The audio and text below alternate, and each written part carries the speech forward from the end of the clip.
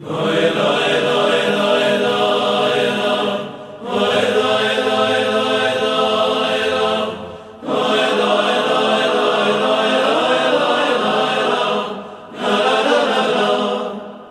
Philippe, bonjour à toutes et à tous pour cet après-midi pré-shabbatique.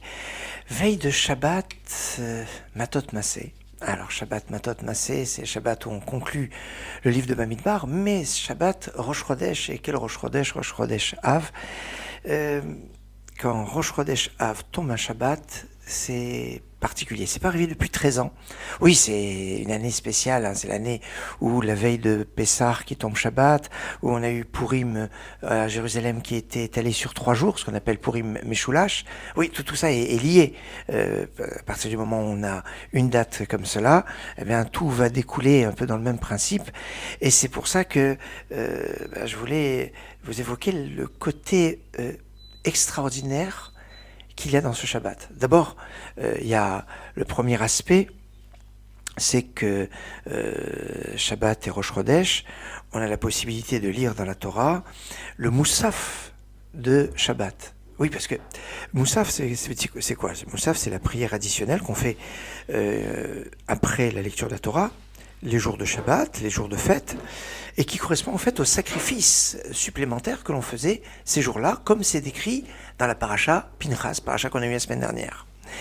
Et pour chaque fête, que ce soit Rosh Hashanah, Kippour, Sukkot, Pessah, Shavuot, toutes ces fêtes où il y a un Moussaf, à chaque fois on sort un deuxième Sefer Torah, le matin de ces fêtes-là, et on lit dans la Torah les versets correspondant au sacrifice qui était offert à ce moment-là. Donc à chaque fois qu'il y a un Moussaf, évidemment, il y a un sacrifice particulier. Pourquoi on ne le fait pas chaque Shabbat? Pourquoi Shabbat, il y a un Moussaf, et Moussaf correspond à ce sacrifice supplémentaire. Alors pourquoi on ne le fait pas Shabbat? Eh bien, chaque Shabbat, on ne peut pas le faire. Pourquoi? Parce que le Shabbat, tout fonctionne par deux. Hein, on a 2 chalot sur le plateau, sur la table du Shabbat. Il y a 2 lumières pour le Shabbat. Et on a 2 âmes. Et il y a Shnei Chevassim, il y avait 2 sacrifices, 2 agneaux qui étaient offerts pour le Shabbat. Et cela est décrit en 2 versets. Or, on ne peut pas sortir une Torah et lire moins de 3 versets dedans. Alors comme il n'y a que 2 versets, c'est pour ça que chaque Shabbat, on ne peut pas sortir un deuxième Sefer Torah et lire le Moussaf de Shabbat. Vous allez me dire, on n'a qu'à lire un verset en plus avant ou après. C'est plus le même sujet. Le verset d'avant, ça parle du sacrifice perpétuel, les versets d'après parlent le Rosh Chodesh, donc on ne peut pas. Et là, c'est justement parce que c'est Rosh Chodesh, ce Shabbat, que de toutes les façons, on va sortir le deuxième Sefer Torah pour lire le Moussaf, les versets donc du sacrifice additionnel du jour de Rosh Chodesh. Eh bien, comme c'est juxtaposé au Shabbat, eh bien, ça nous permet de pouvoir lire les versets concernant le sacrifice du Shabbat. En cela, c'est déjà un côté fort. Mais ça, c'est valable pour tous les Rashi Chodeshim, pour tous les Rosh Chodesh. Là où il y a un côté plus particulier, c'est que ça va être la 2e semaine où on lit la même paracha pratiquement, enfin en tout cas quelques versets de la même paracha, puisque les versets concernant les sacrifices additionnels, le Moussafim, se trouvent dans la paracha Pinchas, qu'on a lu justement la semaine dernière. La semaine dernière en qualité de paracha de la semaine, cette semaine en qualité de 2e Sefer Torah, pour, on va dire, la particularité de ce jour de fête. Et ça, c'est quelque chose d'exceptionnel, que 2 semaines d'affilée, on lise le matin. Les mêmes versets dans la Torah. Je dis le matin parce que le samedi après-midi, ça c'est classique, hein, quand il y a des jours de fête, etc. On a le samedi après-midi la possibilité de relire la même paracha, que ce soit Vezot HaBeracha ou Acharemot ou Shemini, suivant les fêtes, quand il y a comme cette période de fête, donc on ne lit pas la paracha de la semaine le matin, donc toujours le samedi après-midi on lit la paracha qu'on lira Shabbat qui arrive. Et donc nécessairement, ça peut arriver qu'on ait de Shabbat en Shabbat la même paracha qui est lue le samedi après-midi. Mais seulement le samedi après-midi. Le samedi matin, ça n'existe pas. Ça n'existe pas et ça c'est exceptionnel. En cela, il y a ce côté particulier. Mais sur la lecture de la Torah du matin, il y a un autre aspect qui est exceptionnel. Et là, on est dans une particularité vraiment très forte et très parlante pour ce Shabbat. En effet, dans le 33e chapitre du livre de Bamidbar, c'est la fin du livre de Bamidbar, c'est ce qu'on va lire ce Shabbat. On nous parle des 42 étapes qui vont être de la sortie d'Égypte jusqu'à l'entrée en Israël. Et au milieu de ces 42 étapes, on nous dit qu'à Or, Aaron et Niftar, que Aaron est décédé justement quand ils sont arrivés à l'étape de Or, et on nous précise que c'était le premier jour du 5e mois. Le premier jour du 5e mois, eh bien c'est premier jour du 5e mois, c'est ce Shabbat. Et oui, 5e mois, on compte les mois à partir du mois de Nissan. Et premier jour, c'est Rosh Chodesh. Le 5e mois, c'est le mois de Av. Et donc, ça veut dire qu'on va lire ce Shabbat, le jour de Rosh Chodesh Av, c'est-à-dire le premier jour du 5e mois. Dans la Torah, on va décrire la disparition d'Aaron, qui est arrivée le premier du 5e mois. Cette Hiloula, ce jour anniversaire de la disparition d'Aaron, est la seule date de Hiloula qui est marquée dans toute la Bible. Vous ne trouverez pas un autre personnage de toute la Bible où il est marqué en toutes lettres dans la Torah à quelle date il est parti.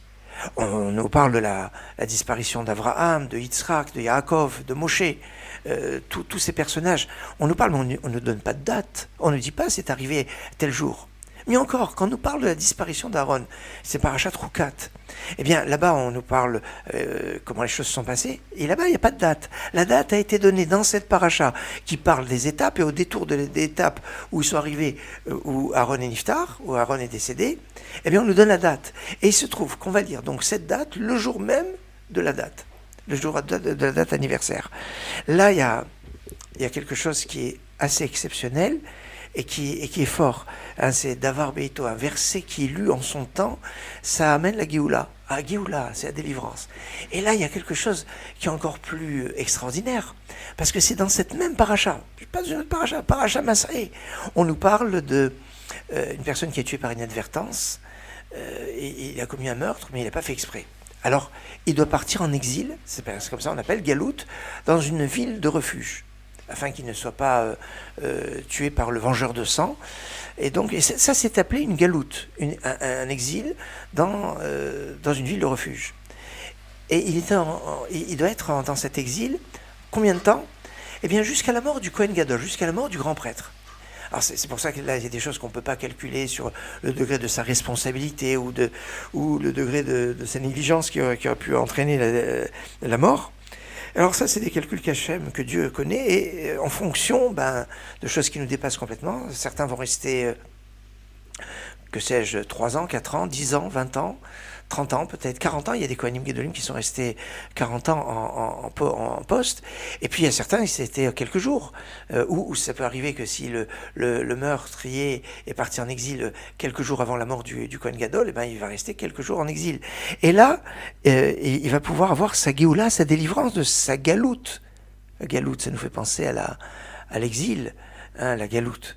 Et donc, on se termine la galoute, autrement dit la Géoula, qui a tué par inadvertance, un petit peu, c'est un peu nous tous.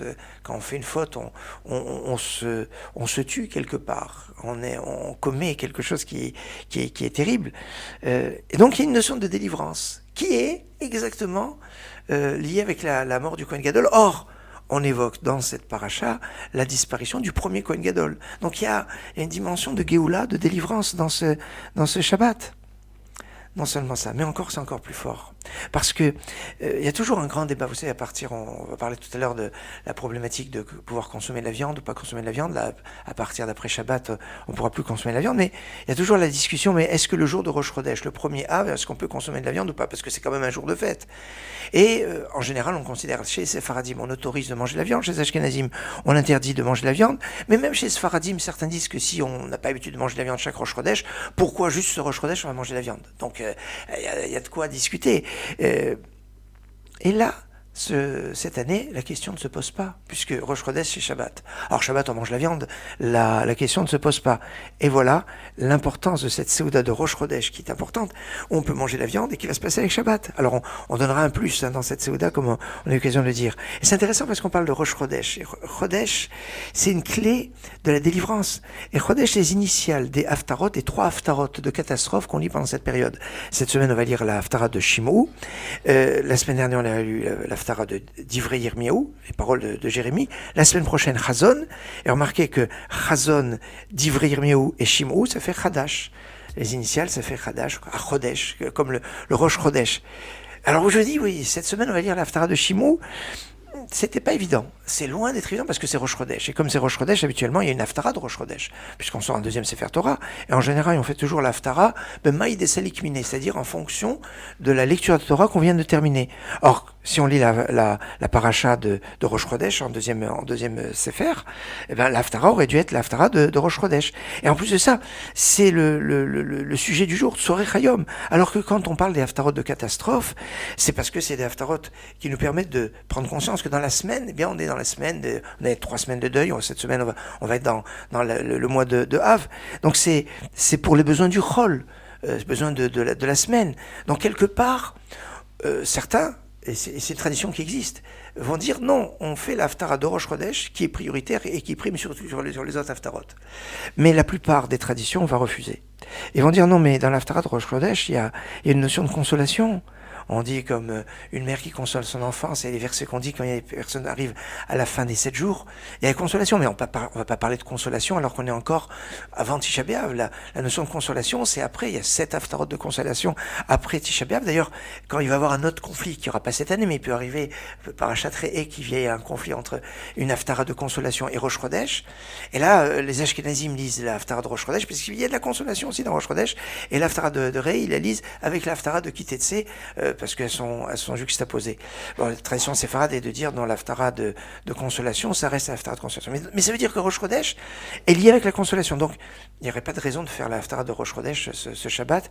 Et c'est d'ailleurs la tradition du Maharil. Maharil, c'est le maître de la tradition ashkénaze le plus classique. C'est la tradition à Prague, à Worms, du Gaon de Vilna. C'est la tradition en Eretz Israël, c'est la tradition de Jérusalem, et c'est la tradition des séfarades, d'une façon générale, de lire donc ce Shabbat, l'haftara de Shim'ou, la deuxième haftara de catastrophe. Mais comme c'est Rosh Chodesh, chez les Séfaradim, on fera quand même le premier et le dernier verset de la haftara de Rosh Chodesh, Kohamar Hashamim Kissi, ainsi Dieu parle, donc sur les cieux, et Midei Chodesh Bechodsho, donc premier et dernier verset de la haftara de Rosh Chodesh, après avoir lu la haftara de Shim'ou. Alors si c'était que ça, Dayenu, on pourrait dire, vous voyez que c'est un Shabbat absolument extraordinaire, mais il y a un plus encore. C'est quoi le plus? C'est qu'aujourd'hui, dans le cadre du Daf Yomi, vous savez, cette étude quotidienne de pages de Talmud qui a été initiée par le Rav Shapira dans les années 20, et qui, dans le monde entier, il y a des milliers de personnes qui étudient la même page de Talmud,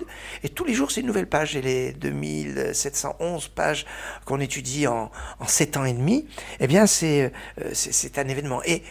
Et justement, aujourd'hui, c'est le début d'un nouveau traité. Ça veut dire qu'hier, c'était la conclusion, le sioum de la Maseret Yoma, du traité Yoma qui parle de Kippour, Yoma qui parle surtout du Beth Amikdash, description, parce que le jour de Kippour, la pièce maîtresse de Kippour, c'est le culte sacrificiel qui tourne autour du Kohen Gadol. Tiens, encore le Kohen Gadol qu'on a évoqué, puisque le premier Kohen Gadol, c'est Aaron. Alors, on revient au Kohen Gadol, la Avoda, ça c'était le sujet de la Maseret Yoma, et qui parle donc du Beth Amikdash que l'on pleure actuellement pour sa destruction. Et là, à partir d'aujourd'hui, commence la Maseret Souka. Souka, ça nous fait penser à Sukkot. Souka, c'est la fête de la Zman Simchatenu, le temps de notre joie. Alors justement, on va un peu chasser la dimension de deuil à travers l'étude de la Torah et l'étude de la Maseret Souka, mais c'est extraordinaire dans cette période. L'étude du traité Souka va commencer aujourd'hui, et ça ira jusqu'au 1er septembre. Ce sera le 24 Elul, le jour de la Hilula du Chafetz Chaim, et donc ça permettra de pouvoir étudier les lois de la Souka et du Lulav, qui est un peu un parent pauvre de l'étude de Halacha par rapport au fait. Regardez que quand on arrive un mois avant la fête de Pessah, on commence à étudier les lois de Pessah, parce qu'il y a beaucoup d'halachot, il y a beaucoup de lois à connaître, et des lois qu'on doit connaître avant Pessah, parce que ça soit sur la recherche du Hametz, la définition du Hametz, la fabrication de la matzah, tout ça il faut le savoir avant Pessah. C'est pour ça que 30 jours avant Pessah, c'est pas trop tôt pour étudier. Mais on a 2 grandes fêtes, je dirais, qui durent comme ça 7 jours, c'est Pessah au printemps et Sukkot en automne. Et ne me dites pas que pour Sukkot, il n'y a pas beaucoup de halachot. Alors c'est vrai que à la rigueur, on pourrait construire une soukha même pendant la fête presque, qu'on peut choisir son loulav, c'est peut-être pas aussi compliqué. Mais c'est quand même de nombreuses halachot, que ce soit sur la construction de la soukha, sur la mitzvah, comment vivre dans la soukha, sur le choix du loulav, sur la cacheroute du loulav. Et c'est un peu un parent pauvre. Pourquoi ? Pourquoi la Souka, les lois de la Souka sont un peu un parapluie? Parce que juste avant, il y a Kippour, et encore juste avant, il y a Rosh Hashanah. Et que, avant Rosh Hashanah et Kippour, on est un peu concentré sur Rosh Hashanah. C'est classique, au mois d'Elul, on étudiait les lois du chauffard, de Rosh Hashanah, les slichot, et puis à la rigueur aussi, on va voir Kippour. Mais qui pense à Sukkot quand on est dans la perspective de Rosh Hashanah? C'est assez. Alors, on va penser à Sukkot au lendemain de Kippour, mais on a 4 jours, donc c'est court. Et là, dans le cadre du Daf Yomi, eh bien, on va avoir plus de 50 jours comme ça à pouvoir étudier, approfondir les lois de la Souka.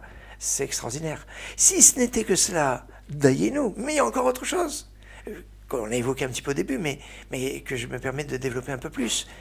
C'est la conclusion du livre de Bamidbar que l'on retrouve dans notre paracha, Matot Masré, c'est la conclusion c'est un Chazak, Shabbat Chazak, on conclut le 4e livre, mais c'est pas seulement conclure le 4e livre, parce que le 5e livre de la Torah, il a un statut spécial, comme le disent les grands maîtres de la Chassidoute, c'est un petit peu comme les téphilines. Dans les téphilines de la tête, on a 4 compartiments, ça correspond au fait aux 4 livres de la Torah, Bereshit, Shemot, Vayikra et Bamidbar, la Genèse, l'Exode, le Lévitique et les Nombres.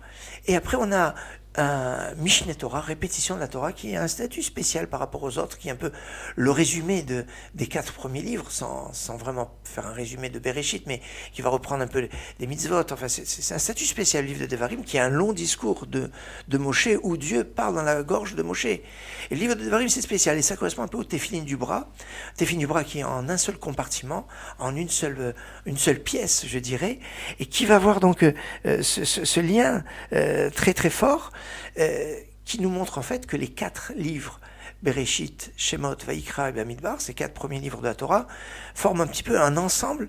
Et donc, ça veut dire que quand on arrive à Matot Masré, eh bien, c'est un peu comme si on a la conclusion, on est un mini Simchat Torah quelque part. Simchat Torah, c'est quoi? C'est le jour où on conclut la lecture de la Torah. Alors, on conclut le livre de Devarim. C'est vrai, c'est la conclusion de toute la Torah.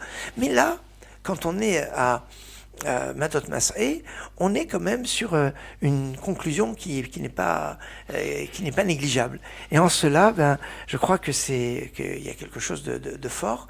Et le fait que ça tombe juste le jour de Rosh Chodesh Av, où normalement il y a marqué que de la même façon que quand on commence le mois de Av, on diminue la joie, ainsi, quand on commence le mois d'Adar, on multiplie la joie. C'est-à-dire qu'à partir du moment où on commence le mois de Av, on est censé diminuer la joie. Mais là, il y a quelque chose de fort. C'est le Sioum. Sioum du traité Yoma hier, Sioum de la lecture de la Torah ce Shabbat. On est entre 2 Sioum. Et le Sioum, la conclusion, eh bien, c'est le catalyseur quelque part d'une simcha qui est autorisée dans cette période. On va parler tout à l'heure des autorisations de consommer de la viande dans les jours qui précèdent donc Tisha B'Av, avec Shabbat, enfin on va en reparler un peu plus. Mais un cas qui permet de manger de la viande, c'est de faire un sioum. Et sur l'antenne, tous les jours, il y aura un sion comme cela est l'habitude, pour chasser un peu la morosité et le côté funeste de ces jours, à travers une étude et une conclusion d'une étude et un sioum. Et c'est ce sioum qui est très engagé dans le monde chassidique, qui donne toute cette force. Eh bien, c'est intéressant, on est avec ces sioumim. Alors, normalement, on n'a pas le droit de faire exprès de laisser un petit morceau d'étude pour faire le sioum pendant les 9 jours de Tisha B'Av, pour dire, tiens, comme ça on repousse, on peut manger la viande. Mais quelqu'un qui a étudié la Maseret Yoma, dans le cadre du Daf Yomi, ça va très vite. Alors, mais on veut approfondir, et il approfondit les dernières pages, et qui va arriver comme ça il n'a pas conclu hier, mais il va conclure pendant les 9 jours, il pourra avoir un sens. Voilà, c'est ce sens-là. Alors, ce sens, eh bien, je voudrais que on lui donne un sens de bracha, de bénédiction. Et pendant ces jours, vous savez, comme on dit, qu'on arrive à proximité de Rosh Hashanah, ou proximité de Shavuot, que se termine l'année, c'est bénédiction, commence une année de bénédiction, c'est de bénédiction dont je voudrais qu'il soit question. Bénédiction que vous pourrez faire à vos enfants ce soir, comme tous les vendredis soirs. de la bénédiction de Yisimcha Elokim Kephraim Vechim Naché, cette bénédiction que Yaakov avait adressée à ses petits-enfants, Ephraïm et Ménaché, où il n'y avait pas de jalousie, il n'y avait pas de compétition entre les deux. C'est le symbole de la bracha, une bracha extraordinaire. Et Simcha Elokim Kephraim Vechim Naché.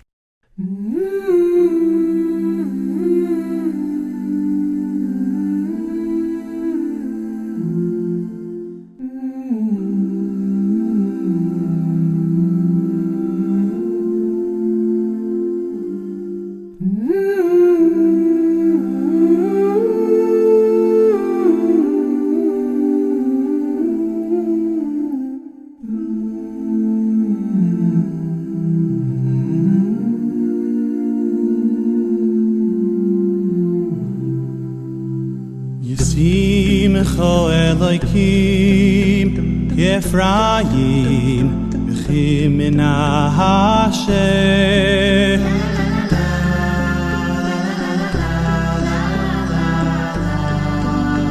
Yisimcha Elokim Ephraim Vechim Menashe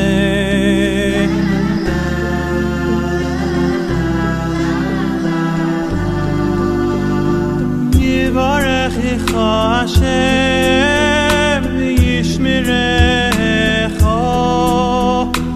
Yo'er Hashem et panav elecha v'yichuneka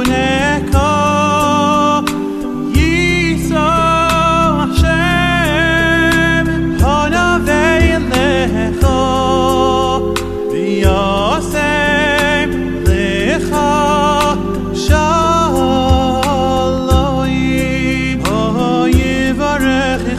Hashem v'yishmerecha Yo'er Hashem et panav elecha v'yichuneka Yiza Hashem et panav elecha v'yasem lecha